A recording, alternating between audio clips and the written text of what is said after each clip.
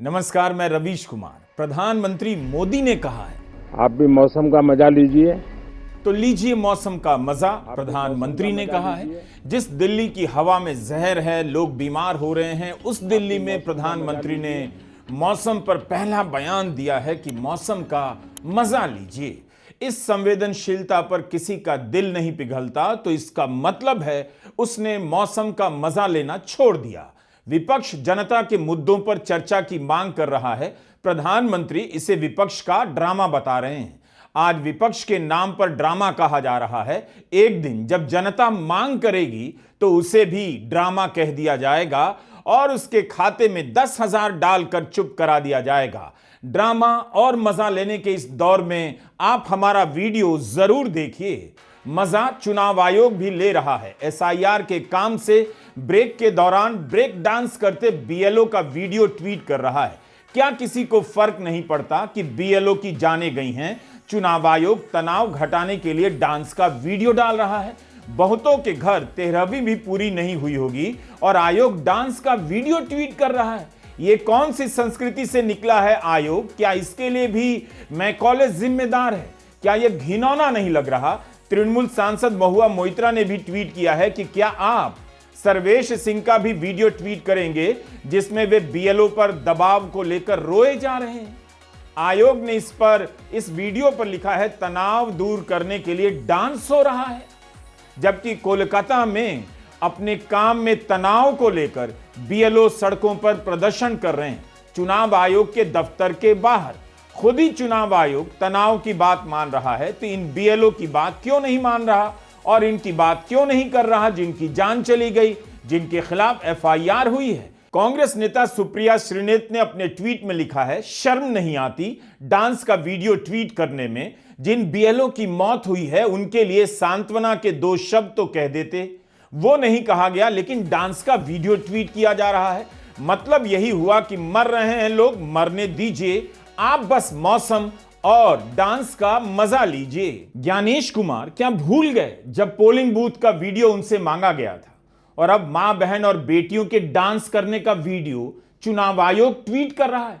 Polling booth के video नहीं देता और डांस के वीडियो ट्वीट कर रहा है। क्या अपनी माताओं, बहुओं, बेटियों सहित किसी भी मतदाता की सीसीटीवी वीडियो चुनाव आयोग को साझा करनी चाहिए क्या? विपक्ष बार बार कह रहा है कि इतनी जल्दी क्या है एसआईआर में, कम समय क्यों दिया जा रहा है। बहुत सारे बीएलओ स्कूलों में पढ़ाते हैं, इस काम में लगने के कारण बच्चों की पढ़ाई का नुकसान हो रहा है, उसकी भी चिंता नहीं। और चुनाव आयोग डांस के वीडियो ट्वीट कर रहा है। संसद में इस पर चर्चा की मांग की जाती है, मांग स्वीकार नहीं की जाती। आप भी मौसम का मजा लीजिए। दरअसल आपसे मजा लेने के लिए नहीं कहा जा रहा है, आपको चुनौती दी जा रही है कि मजा ले सकते हैं तो लीजिए मजा। मजा तो हम लोग ले रहे हैं जिन्हें आपने चुना है। सरकार जहरीली हवा पर कुछ नहीं बोलेगी, संसद का सत्र छोटा होगा, लेकिन आप मौसम का मजा लेते रहिए। तृणमूल कांग्रेस के 2 सांसद डेरेक ओब्रायन और सजदा अहमद को प्रेस के बीच पोस्टर लेकर आना पड़ा और समझाना पड़ा कि सरकार और जनता के बीच संसद की क्या भूमिका होती है। अगर संसद का सत्र ही छोटा होगा तो सांसद जनता के मुद्दों पर सरकार से जवाब कैसे मांगेंगे। सांसद भी इस दौर में संघर्ष कर रहे हैं कि आखिर प्रेस और जनता तक अपनी बात कैसे ले जाएं और कैसे बताएं कि संसद का जो सत्र छोटा किया है उससे उसी का नुकसान हो रहा है। इस बार का सत्र केवल 15 कार्य दिवसों का है। मोदी सरकार के अब तक के कार्यकाल में संसद के 35 सत्र हो चुके हैं, 3 सत्र इससे भी छोटे रहे। इनमें से एक 2023 का शीतकालीन सत्र है जिसमें 140 से अधिक सांसदों को निलंबित कर दिया गया था। यह तर्क दिया जा रहा है कि विपक्ष संसद चलने नहीं देता तो संसद का सत्र लंबा रखने से क्या फायदा। इस तरह का तर्क उसी समाज में चल सकता है जिस समाज के लोगों ने सोचना बंद कर दिया। संसद का सत्र 2 दिन का भी चलेगा तब भी हंगामा हो सकता है, बिना चर्चा के सत्र समाप्त हो सकता है। लेकिन इसका मतलब यह नहीं कि हंगामा का बहाना बनाकर संसद ना बुलाएं या 1 घंटे के लिए संसद की बैठक बुलाएं, बल्कि पूछना चाहिए हंगामा क्यों हो रहा है, क्यों सरकार उन मुद्दों पर चर्चा स्वीकार नहीं करती जिनकी मांग विपक्ष करता है। पीआरएस लेजिस्लेटिव रिसर्च का एक आंकड़ा है। पता चलता है इससे कि सरकार विपक्ष के मुद्दों पर चर्चा के लिए तैयार होने की बातें तो करती है मगर चर्चा कराती नहीं। इस साल बजट सत्र के दौरान लोकसभा में स्थगन प्रस्ताव यानी एडजर्नमेंट मोशन के 85 नोटिस दिए गए, राज्यसभा में 144, दोनों सदनों में एक भी नोटिस को स्वीकार नहीं किया गया। क्या सरकार को लोकसभा में 85 और राज्यसभा में 144 नोटिसों में से एक भी नोटिस ऐसा नहीं लगा जिस पर वह विपक्ष की मांग स्वीकार कर सकती थी, चर्चा करा सकती थी? नियम 267 के तहत स्थगन प्रस्ताव का नोटिस दिया जाता है ताकि सदन की कार्यवाही रोककर किसी अर्जेंट मुद्दे पर चर्चा हो। 2016 में आखिरी बार नियम 267 के तहत नोटबंदी पर चर्चा हुई। इसके बाद भी प्रधानमंत्री कह रहे हैं नए सांसदों को अपनी प्रतिभा दिखाने का मौका नहीं मिल रहा क्योंकि विपक्ष हंगामा करता है। ड्रामा करने के लिए जगह बहुत होती है, जिसको करना है करते रहें। यहाँ ड्रामा नहीं, डिलीवरी होनी चाहिए। नारे के लिए भी जितने नारे बुलवाने हैं वो पूरा देश खाली पड़ा है। जहाँ पराजित होकर के आए वहाँ बोल चुके हो, जहाँ अभी पराजय के लिए जाने वाले हो वहाँ भी बोल दीजिए। लेकिन यहाँ तो नारे नहीं, नीति पर बल देना चाहिए और वो आपकी नीयत होनी चाहिए। साथियों, हो सकता है राजनीति में नेगेटिविटी कुछ काम आती होगी, लेकिन अल्टीमेटली नेशन बिल्डिंग के लिए कुछ सकारात्मक सोच भी होनी चाहिए। नेगेटिविटी को जरा अपनी मर्यादाओं में रख करके नेशन बिल्डिंग की तरफ ध्यान दे, ये मेरी अपेक्षा रहेगी। कमाल है, एकदम कमाल है। सरकार चर्चा नहीं करा रही और उस पर से विपक्ष पर आरोप लगा रही है कि वह ड्रामा कर रहा है। प्रधानमंत्री मोदी चुनाव में हारने को लेकर तंज कर रहे हैं। इस पर तृणमूल कांग्रेस के सांसद अभिषेक बनर्जी ने कहा कि जब चुनाव जीत ही गए हैं तब फिर क्यों चर्चा से भाग रहे हैं? अगर 40 बीएलओ की मौत हुई है और इस पर विपक्ष चर्चा की मांग कर रहा है तो यह ड्रामा कैसे है? क्या चुनाव आयोग और एसआईआर पर चर्चा की मांग ड्रामा है? क्या विपक्ष चर्चा की मांग ही ना करे? सरकार का अपना रिकॉर्ड क्या कहता है? राज्यसभा में 144 नोटिस, लोकसभा में 85 नोटिस में से एक भी चर्चा स्वीकार नहीं की गई। क्या यह ड्रामा नहीं? अगर है तो किसका ड्रामा है? इसके बाद भी उपदेश विपक्ष को, क्यों नहीं एसआईआर और चुनाव आयोग पर चर्चा हो सकती है? 21 नवंबर को डेरेक ओब्रायन ने एक्सप्रेस में लिखा कि इस साल बजट सत्र और मॉनसून सत्र में विपक्ष के सभी बड़े दलों ने देश की चुनावी प्रक्रियाओं में पारदर्शिता को लेकर चर्चा की मांग की। अलग अलग नियमों के तहत 100 से अधिक प्रस्ताव पेश किए लेकिन सरकार राजी नहीं हुई। 100 से अधिक प्रस्तावों को नामंजूर कर दिया गया। डेरेक ओब्रायन का कहना है कि चुनाव आयोग पूरी तरह से संसद के प्रति जवाबदेह है, तब भी चर्चा नहीं हुई, जबकि इसी संसद में 6 बार चुनाव आयोग को लेकर चर्चा हो चुकी है और यह भी संसद के रिकॉर्ड में है। डेरेक ने 3 बार की चर्चाओं का उदाहरण भी दिया है अपने लेख में, लेकिन इस साल चुनाव आयोग पर चर्चा नहीं हुई। कहा गया संसदीय नियमों के तहत संवैधानिक संस्थाओं पर बहस की अनुमति नहीं। डेरेक का कहना है कि नियम 169 के तहत लोकहित के मुद्दों पर चर्चा हो सकती है और इसमें चुनाव आयोग समेत किसी भी संवैधानिक संस्था पर बहस करने की पाबंदी नहीं लगी है। क्या वोट चोरी के मुद्दे पर संसद में चर्चा नहीं होगी? क्या सरकार कभी इस मुद्दे पर ऑन रिकॉर्ड बोलेगी ही नहीं? हम इस वीडियो में संसद में मोदी सरकार की डिलीवरी की भी बात करेंगे ताकि आपको पता चल सके कि डिलीवरी के नाम पर किस तरह का ड्रामा हो रहा है। 2025 के बजट सत्र में केवल 28% तारांकित प्रश्नों के उत्तर मौखिक रूप से दिए गए। मॉनसून सत्र में तो 10% से भी कम प्रश्नों का मौखिक उत्तर दिया गया।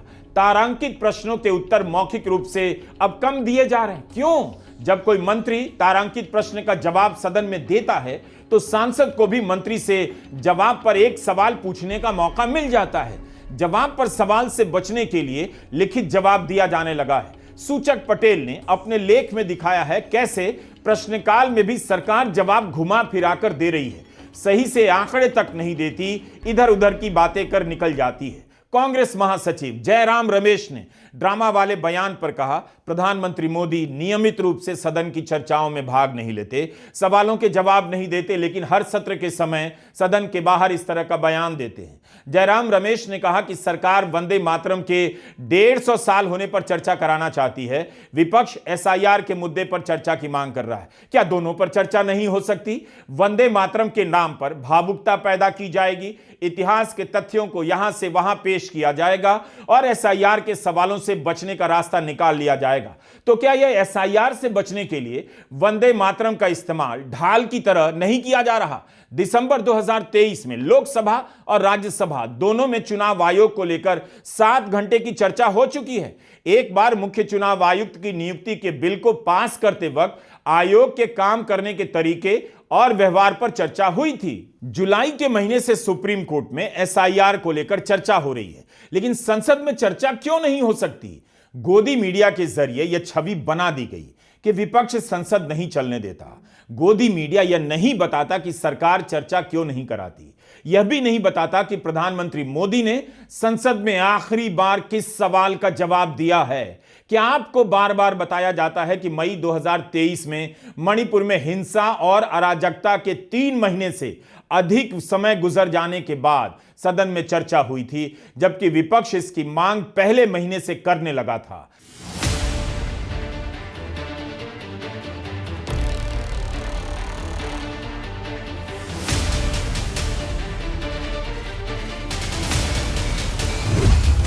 $971 करोड़ का संसद भवन बना, इसका उद्घाटन धूमधाम से किया गया। प्रधानमंत्री नरेंद्र मोदी राष्ट्रीय पुरोहित की भूमिका में साष्टांग करते नजर आए। राष्ट्रपति द्रौपदी मुर्मू तक को नहीं बुलाया गया। एक सेंगोल लाकर गोदी मीडिया में हफ्तों फर्जी चर्चा कराई गई और अब किसी को पता नहीं कि संविधान से चलने वाले सदन में सेंगोल की क्या भूमिका है। Let him say here. Let him say here.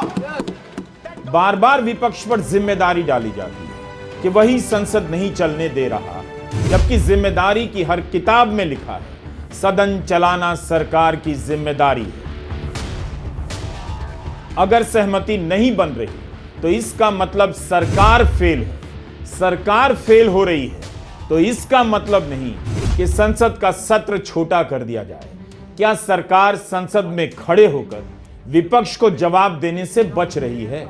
याद रखिए, प्रधानमंत्री नरेंद्र मोदी ने 12 साल एक भी लाइव प्रेस कॉन्फ्रेंस नहीं की है। गोदी मीडिया सवाल करता नहीं। संसद आखिरी मंच है जहां सांसद सरकार से सवाल कर सकते हैं और सरकार को जवाब देना पड़ता है। डेरेक ओब्रायन ने एक शब्द गढ़ा है, पार्लियामेंटोफोबिया। क्या सरकार को संसद से फोबिया हो गया है? डर लगने लगा है? मई के महीने में विपक्ष मांग कर रहा था कि संसद का विशेष सत्र बुलाया जाए ताकि वो ऑपरेशन सिंदूर पर और आतंकवाद के खिलाफ सरकार को समर्थन दे, दुनिया को संदेश दे कि इस मामले में विपक्ष भी सरकार के साथ है। आखिर इस बात से किसी सरकार को क्यों डर लगा? क्या वह नहीं चाहती कि आतंक के खिलाफ जो लड़ाई है उसमें विपक्ष भी सदन में उसका साथ दे और देश भी देखे, दुनिया भी? लेकिन संसद का विशेष सत्र नहीं बुलाया गया और तो और 47 दिन पहले मॉनसून सत्र की घोषणा कर दी गई। इस बार शीतकालीन सत्र की घोषणा 22 दिन पहले की गई है। इन समयों का अंतर नोट कीजिए। तब सवाल उठा था 47 दिन पहले घोषणा का क्या मतलब है? मतलब था क्योंकि सरकार विशेष सत्र के मुद्दे को गायब करना चाहती थी। अखबारों में मॉनसून सत्र की घोषणा हेडलाइन बनकर छप गई, विशेष सत्र की मांग गायब हो गई। जबकि सरकार ने जब चाहा विशेष सत्र बुलाया ही, तो क्या हो जाता? एक बार विपक्ष की मांग पर विशेष सत्र बुला लिया जाता। संसद के इतिहास में अब तक 9 बार विशेष सत्र बुलाए गए हैं। मोदी सरकार के कार्यकाल के दौरान 3 बार विशेष सत्र बुलाए गए हैं। पहली बार नवंबर 2015 में संविधान के स्वीकार किए जाने की वर्षगांठ पर विशेष सत्र बुलाया गया। उसी साल डॉक्टर अंबेडकर की 125वीं सालगिरह थी। सरकार ने घोषणा की 26 नवंबर को संविधान दिवस के रूप में मनाया जाएगा। दूसरी बार जून 2017 में विशेष सत्र बुलाया गया, जब आधी रात को जीएसटी कानून पास हुआ। चर्चा के लिए विशेष सत्र नहीं, बल्कि उस रात तत्कालीन राष्ट्रपति प्रणब मुखर्जी ने एक बटन दबाकर जीएसटी को लॉन्च किया। तीसरी बार 2023 में सितंबर 18 से 22 के बीच विशेष सत्र बुलाया गया, जिसमें महिला आरक्षण बिल पास किया गया। सरकार बटन दबाने के लिए विशेष सत्र बुला सकती है, लेकिन ऑपरेशन सिंदूर पर चर्चा के लिए नहीं बुलाती है। विशेष सत्र छोड़ दीजिए, आप सत्र के पहले दिन एसआईआर के लिए समय भी नहीं देते, आयोग पर चर्चा तक नहीं करना चाहते। ऐसा क्यों? कांग्रेस महासचिव जयराम रमेश का एक और सवाल है और इस पर नजर डालिए। आमतौर पर सरकार जब कोई विधेयक लाती है तो उसे संसद की समितियों को भेजा जाता है। इस बार 13 बिल पेश किए जाने हैं। 13 में से 10 बिल ऐसे हैं जिन्हें संसद की स्थायी समिति ने देखा तक नहीं। क्या इस पर सवाल नहीं होना चाहिए कि इस तरह से विधेयक पास होंगे तब फिर संसद का क्या महत्व रह जाएगा? क्या यही डिलीवरी है मोदी सरकार की या फिर कोई नया ड्रामा है? कमेटी में बिल इसलिए भेजा जाता है ताकि सदन के मुकाबले विस्तार से वहां बहस हो सके। समितियों में अलग अलग दलों के सांसद होते हैं और इनके फीडबैक के बाद कई बार बिलों और प्रस्तावों में सुधार किए जाते हैं। फिर समितियों की संस्था को क्यों कमजोर किया जा रहा है? 3 बार के सांसद मनीष तिवारी ने इंडियन एक्सप्रेस में एक लेख लिखा है। 1952 से 1957 के बीच हर साल औसतन 135 दिन लोकसभा चली, जबकि 2019 से 24 के बीच लोकसभा का औसत एक साल का मात्र 55 दिन है। हम 135 दिन से घटते घटते 55 पर आ गए हैं और मौजूदा सत्र तो 15 दिन का ही है। 17वीं लोकसभा में 35% विधेयक पर 1 घंटे से भी कम की चर्चा हुई। राज्यसभा में 34% विधेयक 1 घंटे से भी कम की चर्चा में पास किए गए। यह मोदी सरकार की डिलीवरी बता रहा हूं, ड्रामा नहीं। 15वीं लोकसभा यानी 2009 से 14 के बीच 26% विधेयक आधे घंटे से भी कम की चर्चा में पास हुए। 16वीं लोकसभा में थोड़ा सुधार हुआ, तब भी 6% बिल आधे घंटे से कम की चर्चा में पास हुए। यह हाल है आपकी संसद का। संसद को इतनी जल्दी है क्यों? कांग्रेस सरकार के समय यानी 14वीं लोकसभा में 60% विधेयकों को पास होने से पहले संसद की स्थायी समितियों के पास भेजा गया। 15वीं लोकसभा में और बढ़ गया, 71% बिल पास किए जाने से पहले संसद की समितियों के पास भेजे गए। लेकिन 16वीं लोकसभा यानी 2014 से 19 के बीच मात्र 25% विधेयक को स्थायी समितियों के पास भेजा गया और 17वीं लोकसभा में मात्र 16% विधेयक स्थायी समितियों तक पहुंच पाया। कम से कम सांसदों को मौका तो मिले। जो कानून लाया जा रहा है उसकी ठीक से जांच परख हो। उनका काम केवल वोट करना नहीं है। प्रधानमंत्री को पहली बार चुने गए सांसदों की चिंता क्यों है? जो 10 बार से चुनकर आ रहे हैं, क्या उनकी चिंता नहीं है? क्या उन्हें बार बार इस प्रक्रिया में भाग नहीं लेना है? कानून बनाने की प्रक्रिया में भाग लेना ही सांसदों का काम है और अपनी स्वतंत्र राय रखना। यह सब बंद होता जा रहा है, घटता जा रहा है और आपसे कहा जा रहा है मौसम का मजा लीजिए। विपक्ष ड्रामा कर रहा है, सरकार क्या कर रही है? कांग्रेस सांसद मनीष तिवारी ने लिखा है, विप जैसी तलवार के कारण आज सांसद जनता के नुमाइंदे कम रह गए हैं, पार्टी के अधीन हो गए हैं। वे पार्टी के नाम पर चुप हैं और इसका नुकसान संसद और जनता को उठाना पड़ रहा है। जब किसी जज या राष्ट्रपति के खिलाफ महाभियोग लाया जाए तो सांसदों से उम्मीद की जाती है कि वे सभी तटस्थ होकर सारे तथ्यों की जांच करेंगे और उसके बाद मतदान करेंगे। लेकिन इसकी जगह पार्टी लाइन पर वोट होता है। फिर सदन में रखे गए तथ्यों का क्या मतलब, अगर वोट के दम पर ही उसे नकार देना है? संसद का सत्र 15 दिन का है और इसके समर्थन में क्या तर्क दिया जा सकता है? क्यों मनीष तिवारी और डेरेक ओब्रायन अखबारों में लिख रहे हैं, उन बातों को बता रहे हैं जिन्हें स्कूल के दिनों से आप पढ़ते आ रहे हैं कि संसद का मतलब है चर्चा और जवाबदेही और कानून बनाना। इन्हीं सबको पढ़कर आप यूपीएससी में निबंध लिखते हैं और असल में क्या हो रहा है उसकी तरफ देखते तक नहीं। ऐसा लगता है विपक्ष के नेता आखिरी कोशिश कर रहे हैं, उनके हाथ से भी लिखने बोलने का अवसर समाप्त होता जा रहा है। आखिर वे किस तरह जनता के बीच जा सकें और देश में क्या हो रहा है ये बातें पहुंचा सकें। हम ये मानकर नहीं चलते कि देश की जनता को फर्क नहीं पड़ता कि संसद कितने दिन चलेगी और कैसे चलाई जाती है। भले उसे आज फर्क नहीं पड़ेगा लेकिन कल जरूर पड़ेगा। अभी उसका फेफड़ा पूरी तरह डैमेज नहीं हुआ है लेकिन दिल्ली की जहरीली हवा उसके फेफड़े में प्रवेश तो कर गई। 10 साल बाद जब जनता इलाज के लिए घर बेच रही होगी तब उसे संसद की याद आएगी, किसी पत्रकार की भी याद आएगी और किसी सांसद की भी कि वह क्यों नहीं हवा का मुद्दा उठा रहा है। PM 2.5 जब भीतर जाता है तो गन्ने का रस पीने से या गुड़ खाने से बाहर नहीं आ जाता, वह भीतर जाकर फेफड़े को डैमेज करने में लग जाता है। इसी तरह जब आप इस सवाल से लापरवाह हो जाते हैं कि संसद कैसे चलती है तो इसका मतलब यह नहीं कि संसद का रोल खत्म हो गया।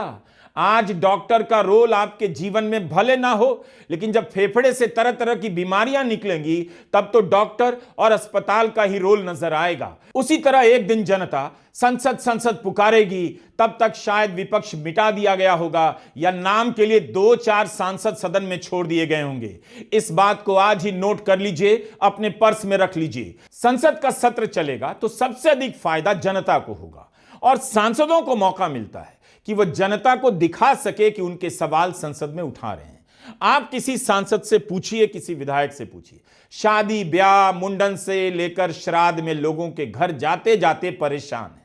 यह काम सांसद और विधायक का नहीं है, उसका काम है संसद में जाकर सवाल उठाना, सरकार से बार बार जवाब मांगना, संस्थाओं की जिम्मेदारी तय करना। संसद का सत्र चलेगा तो सांसद को शादी ब्याह में जाकर लिफाफा देने और बेवजह रसगुल्ला खाकर डायबिटीज बढ़ाने से भी छुटकारा मिलेगा। तो संसद का चलना केवल लोकतंत्र की सेहत के लिए जरूरी नहीं, सांसदों की सेहत के लिए भी जरूरी है। आपका सांसद साल भर शादी ब्याह के मंडपों में फालतू के घूमता रहे और संसद जाए 20 दिन 50 दिन, क्या यह अच्छा है? एनीवे, प्रधानमंत्री ने कहा है मौसम का मजा लीजिए, मगर हमारा वीडियो देखते रहिए। नमस्कार, मैं रवीश कुमार।